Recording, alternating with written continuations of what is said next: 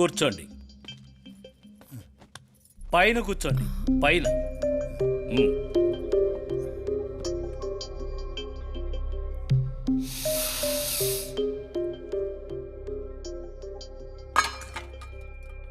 చెప్పండి. నా పేరు వెంకట్రామండి.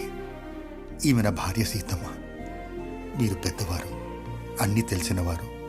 మీ గురించి తెలియని వారంటూ ఈ ప్రాంతంలో ఎవ్వరూ ఉండరండి అయ్యా.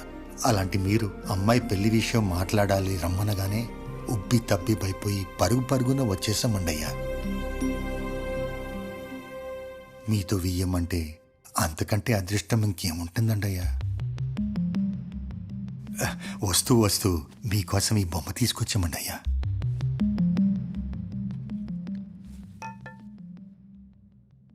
ఏం చేస్తుంటారు? చేపల పులుసు ఎడతానయ్యా. ఊరుకోవే, ఇదిగోండి ఇలాంటి కొండపల్లి బొమ్మల్ని చేస్తూ ఉంటామండి అయ్యా. చేసి అమ్ముకుంటామండి అయ్యా. అది మా వృత్తి అండి. ఆహ్, నా భార్య నాతో పాటు నాకు సాయం చేద్దండి. రంగులు వేయటం, రెప్పలద్దటం లాంటివి చేసి అందంగా తీర్చిదిద్దుతుందండి అయ్యా. ఖాళీ టైంలో మాత్రం అదేదో యూట్యూబ్ ఛానల్ అటయ్యా. అందులో చేపల పులుసు ఎలా పెట్టాలి, రొయ్యలో వేపుడు ఎలా చేయాలి, పీతలతో పులుసు అయితే ఎలా, వేపుడైతే ఎలా, ఇలా చాలా రుచిగా చేసి చూపెడుతుందండి అయ్యా. అందుకే ఆ మాట చెప్పిందండి. చేపల పులుసుకి స్పెషలిస్ట్ అండి అయ్యా. మరి మీ అబ్బాయి ఏం చేస్తుంటాడు? సినిమా డైరెక్షన్ లాంటివి చేస్తుంటాడండి.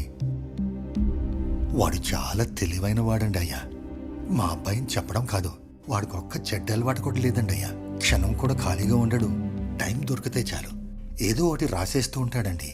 అదే వాడి ప్రపంచం అండి అయ్యా.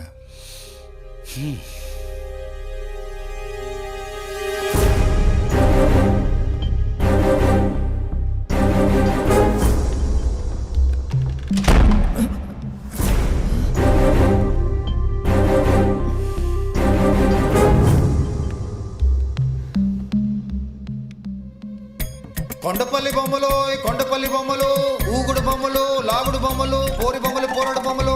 వాడు నాకు వీకుడేంటే పోయి ఇలాంటి మేళాన్ని తీసుకొచ్చి నాకు తగిలిచ్చిందేంటిది? ఇది అస్సలు పొసగదు.